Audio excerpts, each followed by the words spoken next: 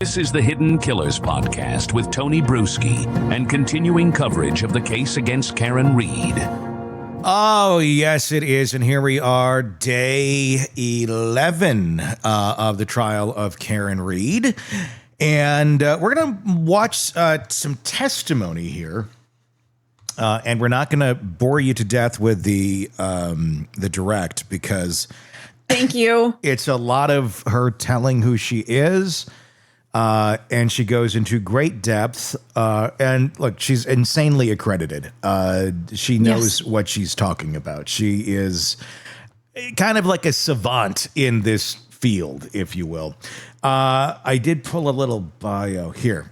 So rather than her droning on about it for an hour, a seasoned digital forensic expert, over 14 years of experience in both government and commercial sectors, holds a master's of science in computer forensics from George Mason University and a bachelor of science in electronics engineering technology. Currently serves as an adjunct professor at George Mason University, where she teaches mobile forensics in the graduate program.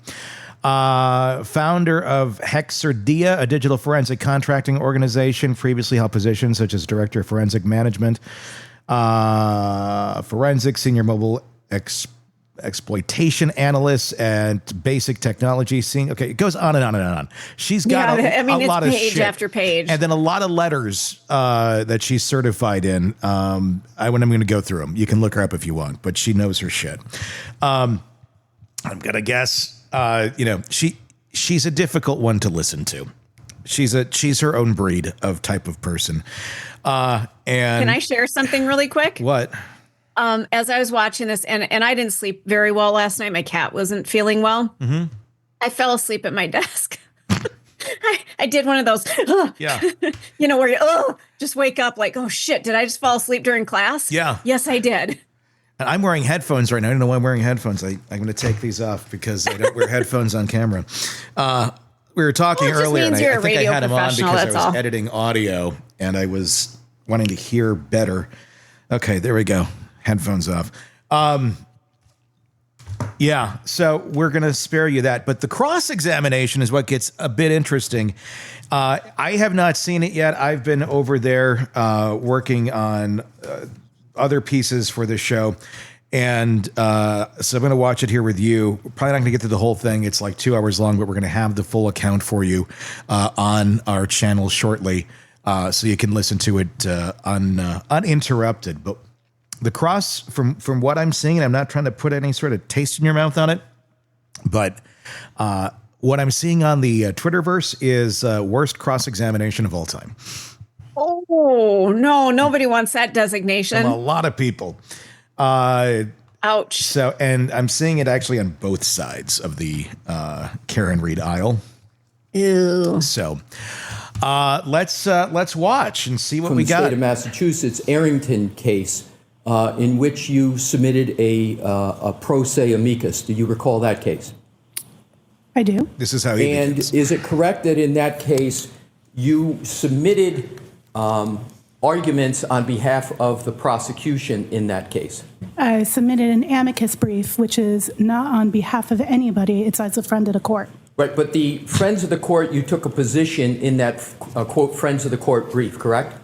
Took a position on the evidence. Right, and the position you took on the evidence was that the frequent location history data is reliable and should be used. Is that correct? The statement is that frequent. I do not have that amicus in front of me. It has been a year and a half since I've read it.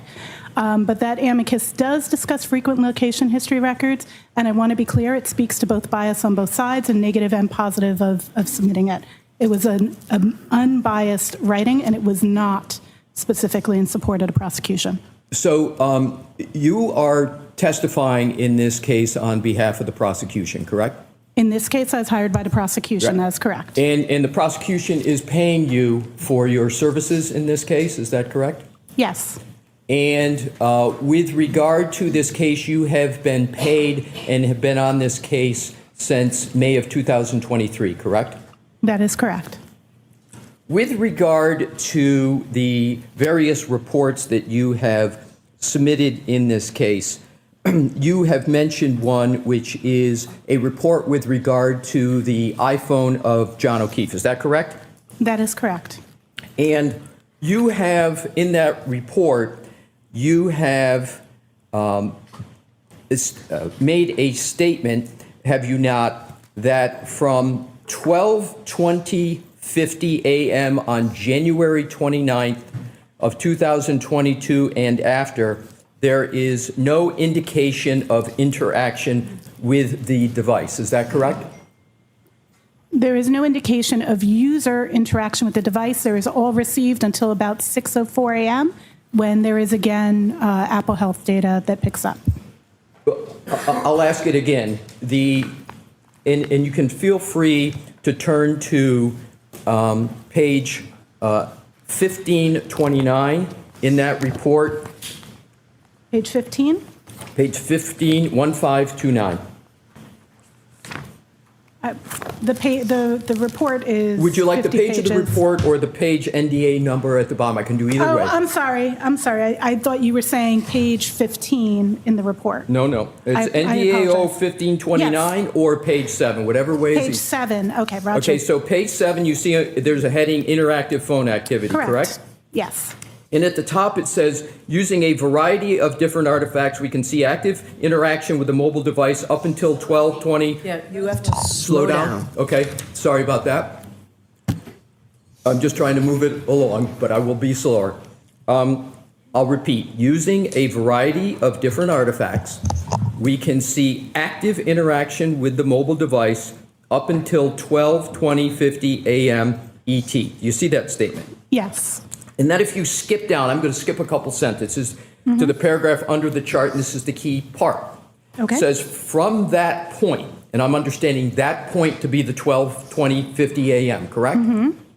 You need to say yes or no, I'm sorry. Yes.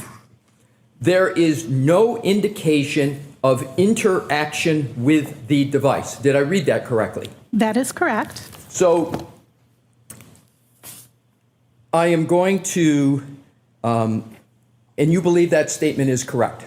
Until 6 something a.m. No, I'm sorry. I'm just asking if that statement is correct. Not if you have other information, but is that statement correct?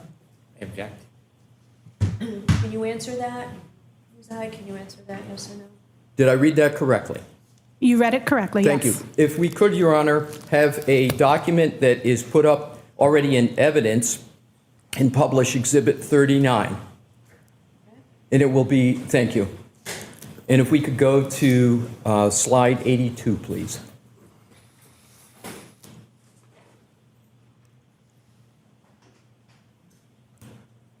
And Ms. Hyde, if I could draw your attention to the entry that is, it says 3209 under app lock, but we know that the 00 is a 12. So it's 12:32:09 a.m. on January 29, 2022. And I'm going to read what it says in red, and this is a timeline of Mr. Whiffen. You know Mr. Whiffen? I do know Mr. Whiffen. And so he put in red, not us, he said device locked with lock button for the last time. Do you see that? I do. And you know that to lock a phone, you actually have to hit the side button with regard to an iPhone to make it lock. Do you know that? Yes, sir. Okay. And that is an interaction with a phone, is it not? I concur. So that means that that interaction with the phone occurred at 12:32:09, correct? I did not review that specific artifact. I cannot attest to Mr. Whiffen's exam, only to my own. So do you have any reason to believe that what is in evidence in this case that Mr. Whiffen has produced, and that do you have any basis to contest the fact that the device was locked with a lock button for the last time on the phone of John O'Keefe at 12:32:09 as you sit here? I cannot contest it because I do not recall looking at that specific artifact. Don't you think it would have been appropriate to be accurate as a digital forensic analyzer on the topic of the last of an indication of interaction with the device Don't you think it would have been appropriate to look at that 123209 in any of the tools you said you used on direct? I did not correlate that artifact in my timeline. I understand you didn't, and my question is, you make a statement. Well, let me back up. Do you understand that in this case, as in many cases, that matters of seconds in activity can be determinative of a case? Do you understand that from your experience? Absolutely. So it's important, therefore, to get activity right for any data forensic examiner when they're issuing reports about activity, particularly of a decedent. Is that important?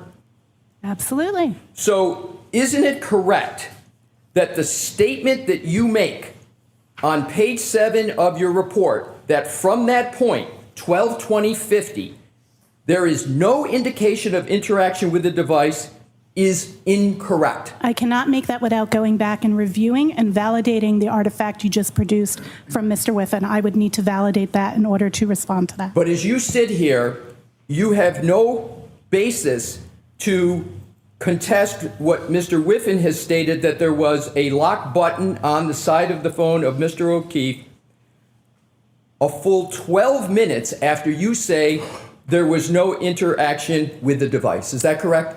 I don't. I would have to review that portion. Is there anything that had prevented you from reviewing that in that data before you wrote this report?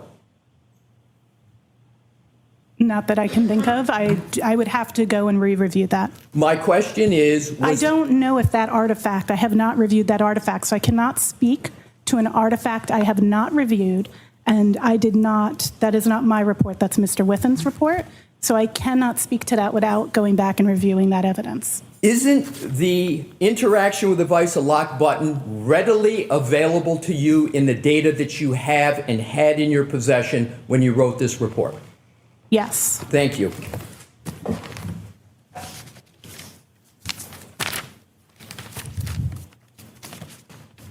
A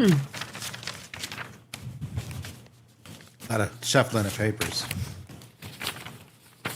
She looks not flustered. She looks If you could irritated. please turn to, in the same report, page 1528, which is your page number 6. And I just want you, please, to go to the, just put a placeholder in that. And if you could now just go to the conclusion, which is your page 50.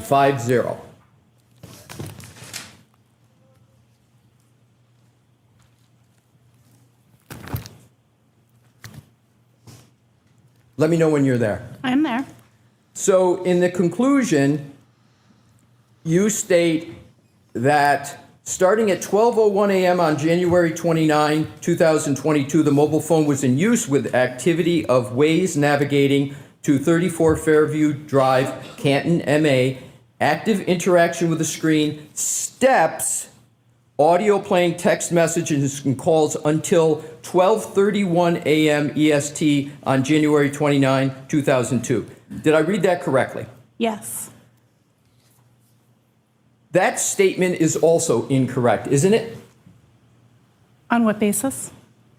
I Do you believe that statement is correct or incorrect? believe that the statement is correct regarding those artifacts that are mentioned in that statement, yes. Okay, if you could please, if you could turn to page 1535 of the same report. Can you give me my page number, please? I will. Okay, thank you. You're welcome. If you could turn to your page 13. 13, Roger. Yes, I'm there. And do you see an entry that says 12:31:56 which is the same time in the conclusion, but I'm going to develop it. I believe I know where you're going. Well, hold on. I'm sorry. I need to ask the Apologize. questions. Yes. I appreciate you looking to help, but if I could, I'd appreciate it. Absolutely. Thank you. So it's got health steps, and it has steps 36, duration 20.9 or 20.398 seconds. Did I read that correctly? That is absolutely correct. So if you look at this data point in your report on page 13, the steps began at 12:31:56, but they ended 20.39 seconds later at 12:32:16. Is that correct? That is correct. So therefore, your statement in your conclusion, if you could go back to 50, and this is in your conclusion, your statement there is that the steps, the mobile phone is used with activity, including steps, until 12:31 a.m. EST. That should read until 12:32:16, correct? It depends on your interpretation of interaction. As a user is walking, they're not actively interacting with their device. It's their movement that is. It's not direct interaction with the screen. But I would agree to your view that that could be interpreted as needing an additional 20 seconds. Isn't the more correct way to state the conclusion that the active interaction when it comes to steps is not calibrating using the screen, but the phone is calculating steps taken? Isn't that correct? That is correct, but that's not interactivity with the device. I understand, Yes. but the sentence reads includes steps, and the more accurate way to have stated that would have been to put 12:32:16 instead of 12:31 a.m., correct?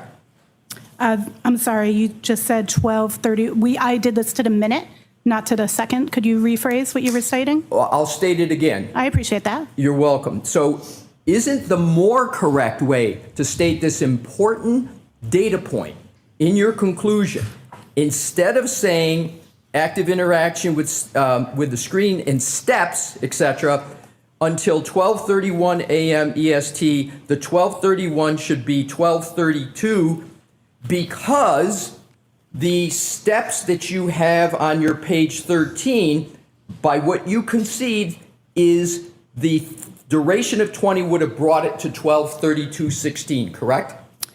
I would state that depends. I believe either is a correct way to state that.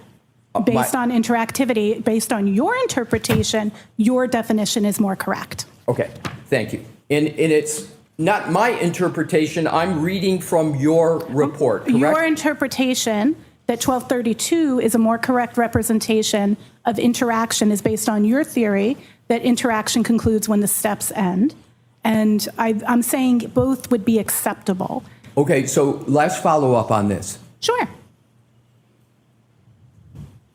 Isn't it correct that it isn't my theory when the steps ended? Oh, it's not, I if I agree. could just finish, Please, because if absolutely, we sorry. talk over each other, the stenographer's not going to get both of us. Thank Agreed. you.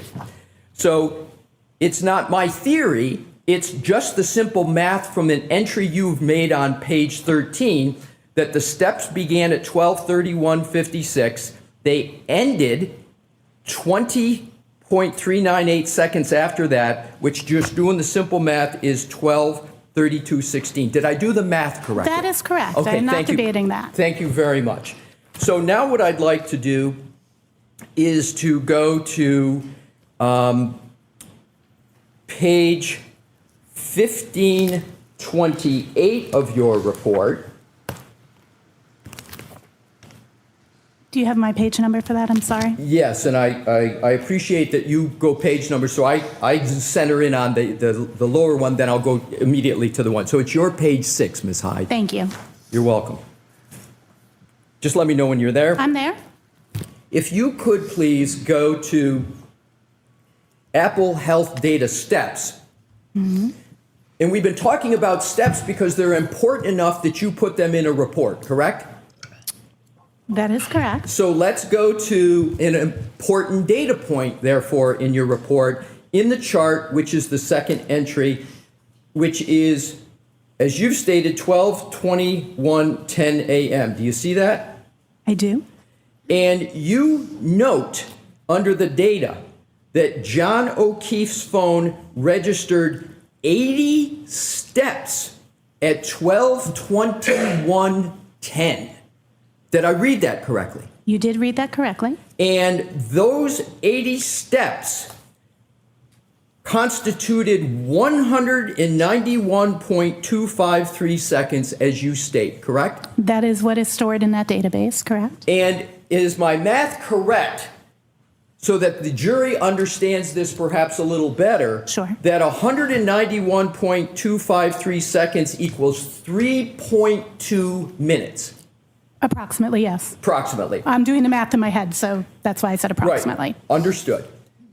So am I reading this entry correct, that you're stating what the data shows, that 80 steps were taken by the phone of whomever had the phone of Mr. O'Keefe? There were 80 steps taken at 12:21:10 a.m. on January 29, 2022, for a length of time of 3.2 minutes. That is what the phone registered. That's what the phone registered. Very well. Now what I'd like to do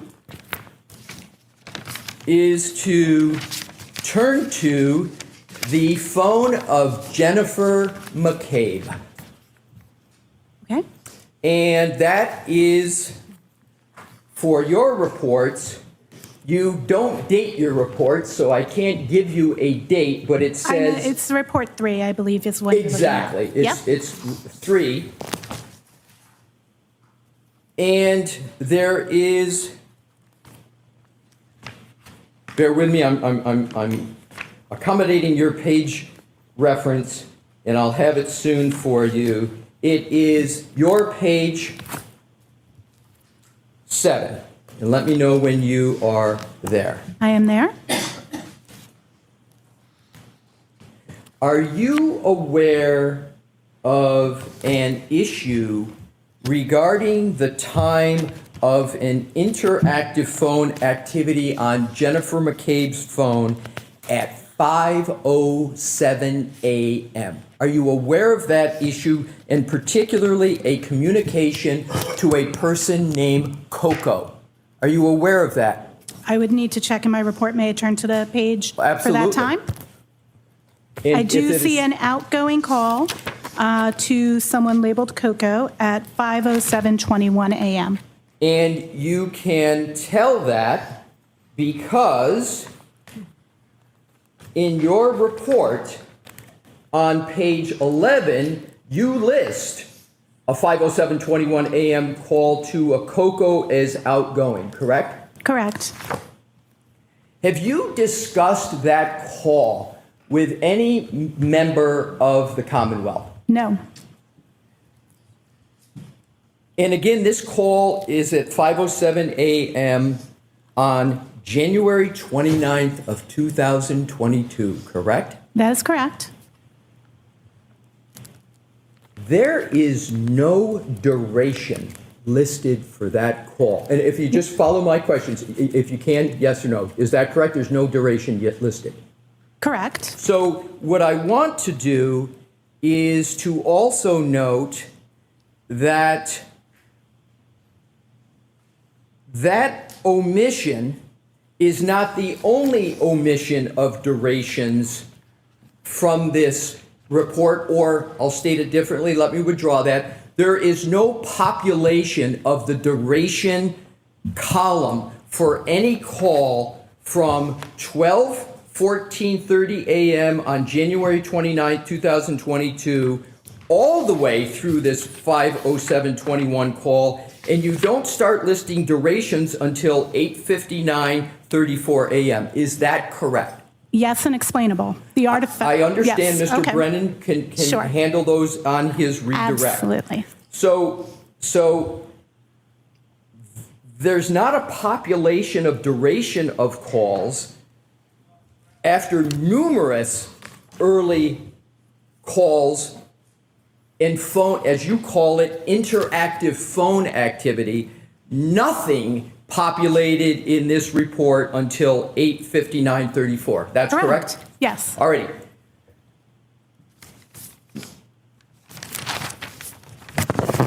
Now what I'd like to do is to turn to the 22740 artifact that was the subject of much discussion on direct. And I am going to refer to that as an artifact. Is that a parlance that is familiar to you? Yes. And if I refer to that as a timestamp also, is that a parlance that's familiar to you? Absolutely. So I can refer to 22740 as a timestamp, and you would find that parlance acceptable. Yes. Thank you. So I'm going to do that. Just to keep it simple, I'm going to refer to it as a timestamp. Now, you've been on this case working for the Commonwealth since May of 2023, correct? May 4th, 2023. That is correct. So you've been on this case for 2 years, correct? Not actively the entire time. But you started on this case in May 2023. You issued a report in May Correct. of 2023, correct? Correct. You issued a report in December of 2024, correct? Correct, after being rehired in November. Right. And you issued more reports in 2025, correct? That is correct. So all of that activity has been on this case, correct? All on this case. That And is that's correct. been all on behalf of the prosecution, correct? That is correct. None of that work has been done on behalf of the defense, correct? That is correct. So let us now go to the timestamp of 22740. Your opinions on what is the meaning of that timestamp have varied from May of 2023 until today. Is that correct? No, that is incorrect. Let's cover that issue. Sure. Let's turn to your May 2023 report. Isn't it correct that the report and your findings were pursuant to a request from Detective Lieutenant Brian Tully? Correct.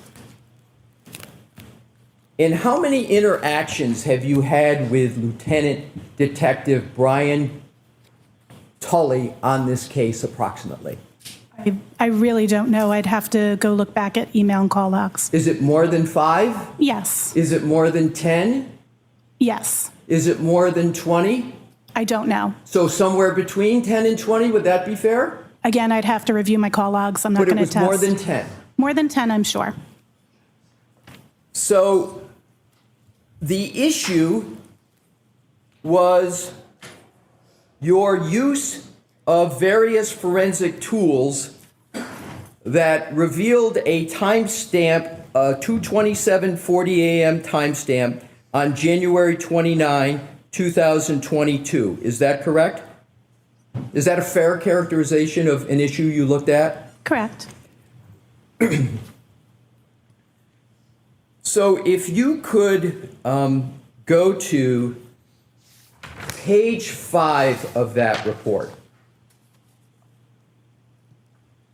And I would ask that you go to the last paragraph that starts with "in the instance of the Google search," and let me know when you're there. I'm there.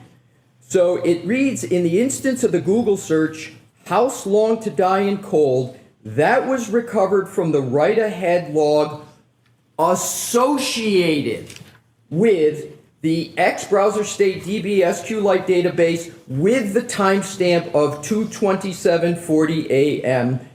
was marked by Celebrite as having this timestamp and being deleted." Did I read that correctly? Fair.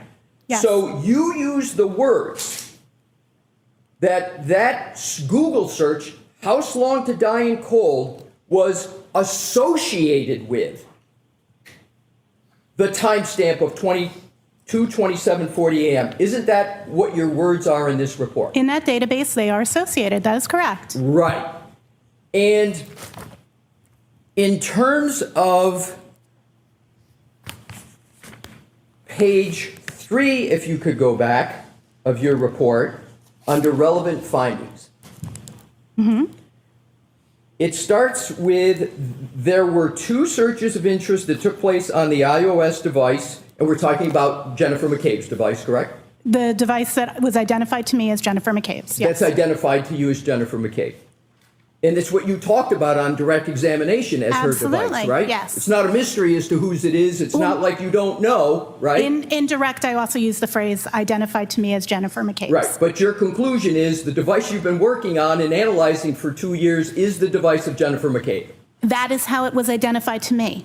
Do you have a different conclusion as to whose device that is? I always am very, very careful that I did not assess the ownership. That was information that was given to me, not information that I personally assessed. So are you uncertain as to whether the device you've been working on for 2 years is the phone of Jennifer McCabe? The device that I have been working on for 2 years is the device that was identified to me by the Massachusetts State Police, Detective Tolley, as belonging to Jennifer McCabe when I began working and received that device, as stated in the evidence analyzed section on this same page. So let's go, and we're talking about, again, to get back to the center of gravity, we're talking about a timestamp of 2:27:40 a.m., correct? That is correct.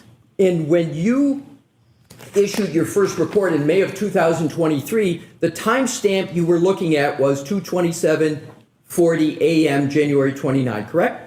I was looking at multiple timestamps associated with the same two searches.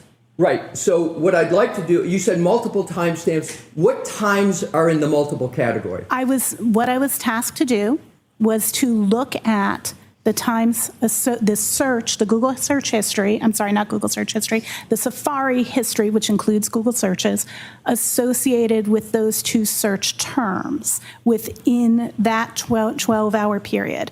That was the particular task, not the task of looking at the 227, just for clarity. Right, and I appreciate that, but my question wasn't that. My question was, I thought I heard you on direct examination, which is why I repeated the question, what I thought I heard on direct, but I'll ask you the question. Sure.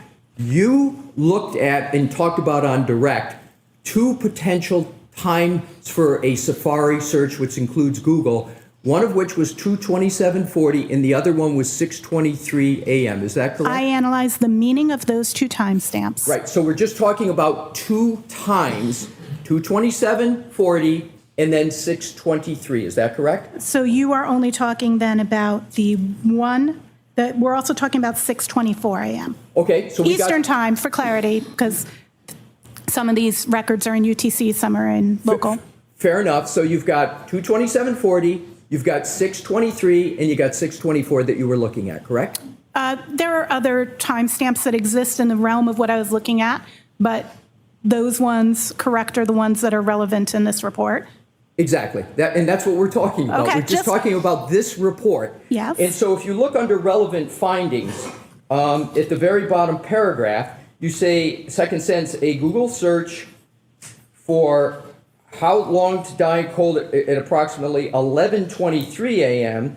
and then how long TIDIE in cold took place at 11:24. That is in UTC. I apologize for not having the timestamp format there, but that is the UTC time. The UTC time equivalent in Eastern local time would be 6:23 and 6:24. So to be clear, in your report, you wrote 11:23 a.m. and 11:24, and you didn't put UTC next Correct. to it, did They you? should. You are correct. That should say UTC. That is a typo. And there's a significant difference between 11:23 and 2:27:40, correct?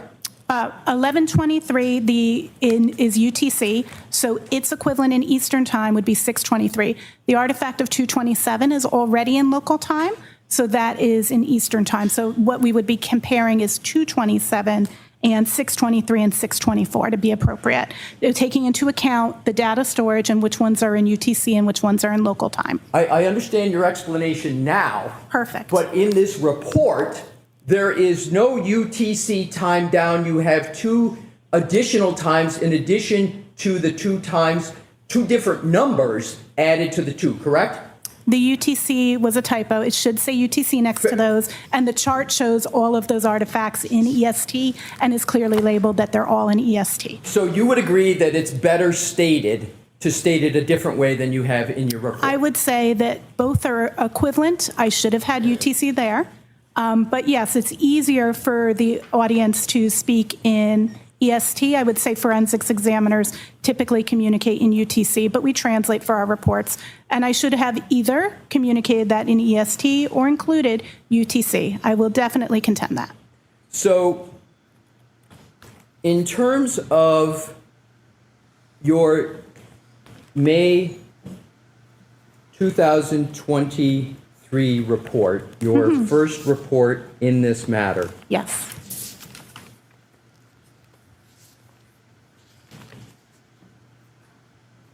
you on page 5, in the sentence underneath the block paragraph state, in the instance of the Google search, House long to die in cold that was recovered from the write-ahead log associated with That's correct. the X browser stage with a timestamp of 2027:40 a.m. was marked by Celebrite as having this timestamp and being deleted. Did I read that correctly? You read that correctly. Now let's move ahead to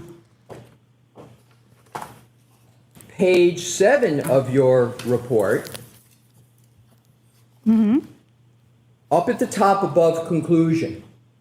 Importantly, at this time, you state, testing shows great inconsistency with timestamps parsed from this file. It is, however, definitive that the page existed in a tab. Correct.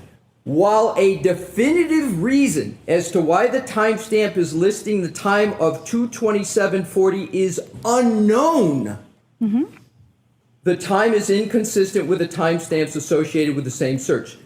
Did I read that correctly? You did read it correctly. So as of May 2023, you said Gold the star. definitive reason Good as to why job. the timestamp is listed as 2:27:40 is unknown, correct?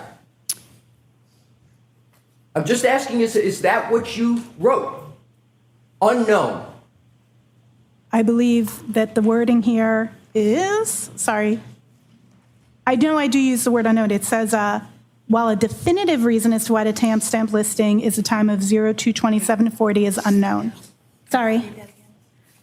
So you use the word unknown, your word in your report. Yes. Okay, so now what I'd like to do is to go on to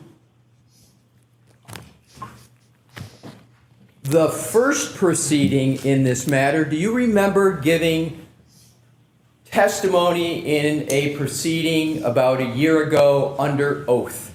Yes, I do. He's getting really frustrated here. Yes. I am now going to go to that testimony, and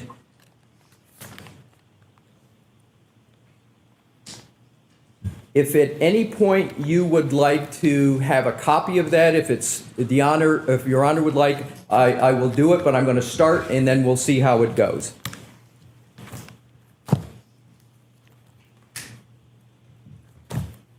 So, He can't find his page. That's frustrating. bear with me a moment. Think of how many pages they have of Do you documents. recall in that testimony Like maybe an iPad would be easier. stating Just that Yeah. you processed the image in several forensic tools? I used Celebrite Physical Analyzer, and then you list many other tools. Do you remember giving that testimony? We have a page. I'm sorry, Mr. Brennan, I thought I'd given it 1-12. My apologies if I didn't. It's June 14, 2024, page 1-12. Thank you. You're welcome. So, do you recall giving testimony about the various tools you used for this timestamp? I do. And do you recall stating that those tools were commonly used digital forensic tools that are very standard? Do you recall that? I'd have to see the wording that I used at that exact time. Would it be helpful to refresh your recollection if I showed you that? It would be great. I would greatly appreciate that because I do not recall the precise wording, but I know that I Fair spoke to the enough. I'll tools get I that for used. you. May I approach, Your Honor? Yes, Mr. Alessi, you offered a transcript. Do you have the whole I have the whole transcript? transcript if that helps. It might speed things along. Agreed. Okay. We have one, I'll provide it. Ms. Hyde, I'm going to give you a transcript. Thank you. I appreciate it. And he's going to pick her up an icy from the gas station while he's there. So, may I put you on? Yes. Thank you. Ready? Transcript. 112. That's, let me turn it over to you. It's going to be 112. Okay. Got it? You're welcome. Thank you so much. And you said we're on 112? Yes, please.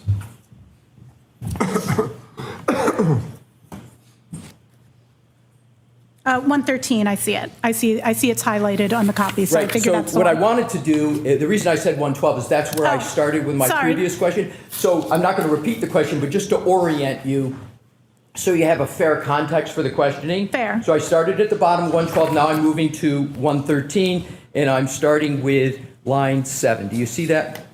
I do. And it says, yes, they are commonly used digital forensic tools that are very standard for other forensic examiners to use on mobile exploitation. Did I read that correctly? That is correct. And then if you go down to line 22, you testified in that proceeding. So it's important to use multiple tools so you can see the results from different data sets, and be able to compare those results and enhance those with manual analysis. Did I read that correctly? You did. That's correct. And then going up to page 114, line 5. Slow down a little bit, Mr. Alessi. I will, Your Honor, thank you. Yeah, that's very, very typical for me to process with multiple tools to ensure that I'm getting the most complete interpretation from forensic tools. Of course, you go beyond that with your analysis, but it's absolutely pertinent to that. Did I read that correctly? That is correct. And then lastly, for this section at page 114, 17, the Sanderson tool is meant to look at specific type of data structures called the SQLite database. XQLite databases are very nuanced, and this particular tool allows you to take that database and explore it at a deeper level than the other forensic tools allow. Did I read that correctly? Yes, you did. Thank you. Now if we can go to page 124 of the very Good boy. same testimony. You better know what he's talking about here, because she's And pretty much shut him down on Feel free everything. to go back a Yeah. page just so you can. I don't know what he's see talking page about here. 123 that I don't know that he knows what he's talking is about. the here. Right. 2740 timestamp associated with house long to die in cold. Do you Can I see- have a moment just to review and get context? Absolutely. Thank you so much. Page 123, 13, but if you need to go back further, feel free.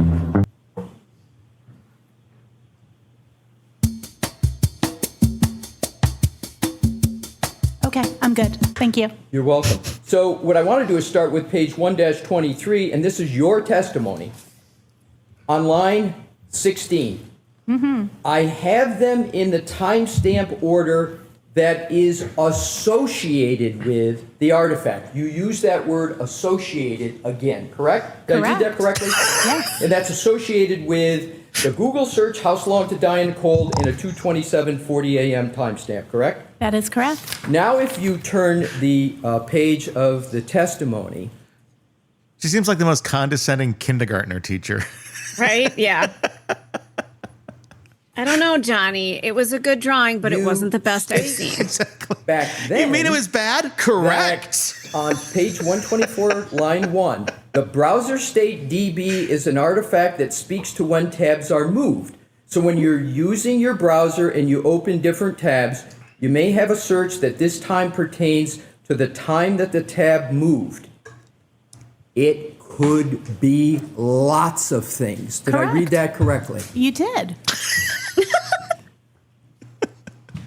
Not one thing, you said it could be lots of things, correct? That is correct. And then you go on in line 10, I'm loving her now. and you talk more, and then you go down to the bottom. You go down to line 20, and you testify, we cannot tell by this particular artifact what time that search occurred. Did Absolutely. I read that correctly? It's specifically pertaining to that particular artifact that in browser state DB that does not tell us what time a search occurred. That is correct. Right. So you stated, and it was your statement then, we cannot tell by this particular artifact what time that search occurred, correct? That particular artifact. Okay, so now let's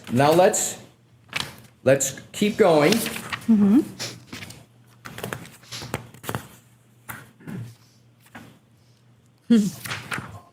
If you go to page 129 of this transcript,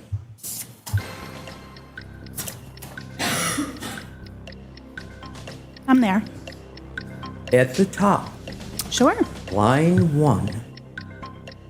Drum roll, please. 7 isn't necessarily one time when the tab was closed. That's in my report. I say it's undetermined. Remember we were just reading your undetermined Absolutely. in your May 23 report? Correct. Because there's a lot of things that can cause that timestamp to be there, including tab being moved, tab being minimized. The next sentence. I don't know exactly what caused the tab to get that particular entry, but it's not, that timestamp is not indicative of the time of the search or any URL that's visited. But the first part of it is, I don't know exactly what caused the tab to get that particular entry. Did I read that correctly? You read 100% correctly. Thank you. Now, if we could turn to page 130 of your correctly. testimony. I need to object. And you're using complete sentences. Yeah, this is a little embarrassing. Feels brutal. He's not going anywhere. I mean, why argue this? I mean, obviously, it's this center point of their whole claim that this fight ever occurred. Yeah. Without this, they really have absolutely nothing. I mean, this is the only thing that they have. And it's been proven to be 6 something in the morning. And it's not that they even demonstrated it in court the other day. Yeah. Physically, like with the device, how that happens and what's going on behind the scenes. To me, this is just such a, I don't know, just obvious one. This is just how the system works. You may Feels not like it. You may not they're, like they're it. again trying to place some doubt, you know? Yeah. I mean, it doesn't matter that you don't like it. It just matters if it's actually true. And, you know, they put all their eggs in the basket that is the linchpin that pulls it over to this party. And when that's gone, well, I mean, that's what's like the last little, they don't have it. There's just, it makes it more absurd than it already is. So this is a little bit off topic, and I apologize. I saw somebody posted this somewhere, and it sparked something in my head, and I just want to throw it out there. Mm-hmm. So you've got a cop's house, okay? And there's people at the house. They're having drinks or whatever. I wouldn't call it a party. I'm not going to call it a party, but they had a get together. Yeah. An after bar. Correct. Yes. And I'm going to throw in a little personal story. About a month and a half ago, Friday night, I'm lying in bed. It's like 1:45 in the morning, and 2:00 is bar time in Wisconsin, meaning they flip the lights on. Everybody's got to go home. Mm-hmm. I'm seeing flashing lights in my bedroom, and I'm on a second floor. And I'm like, what the hell's going on? And I move over to the window. There's like 8 cop cars on my street. Mm-hmm. And somebody down the road is having a fight. Somebody is pissed off. He's screaming at his significant other. There's just a melee going on. I look across the street. My neighbor is also looking out the window. You know, it's 1:45 in the morning. We're looking out the window. I'm curious at 5-something, 6 in the morning, outside of a cop's house, there's a fire engine, there's an ambulance, there's cop cars, and nobody is none the wiser. Nobody looks out the window. Yeah. Nobody's noticing this. To me, it's like, wait a minute. What's going on? Why weren't you guys curious? And again, if somebody is injured, critically injured outside of your house, why wouldn't you go inside, especially if it's a cop who's outside in the front yard injured and gravely injured? Wouldn't you go inside to make sure the rest of the cops are okay? Was this some sort of a cop killer that came by? Wouldn't you investigate what's going on in that house to make sure everyone is safe? Are you talking like right in the morning? Yes, when his body was discovered. Well, Jen went in. But why didn't the cops go in? The cops weren't there yet. Jen had already But why gone in didn't the house. cops go into the house and do an investigation? Am I missing Why did they not do an something? investigation? The reasoning that they gave was that this happened on the street in front of the house, not in the house, so there wasn't any reason to go in the house. And for some reason today, that's not sitting right with me, because my thought process is, I think they should have. I mean, because it was Yeah. a shitty investigation, and I think they assumed way too much. I don't think they ever, in their right mind, thought that they were going to have this whole conspiracy wind up pointing at them. But do you see where I'm going? But that's that why they. a cop is Yeah, dead in the front yard. Shouldn't we make sure the other cop who actually lives there is okay?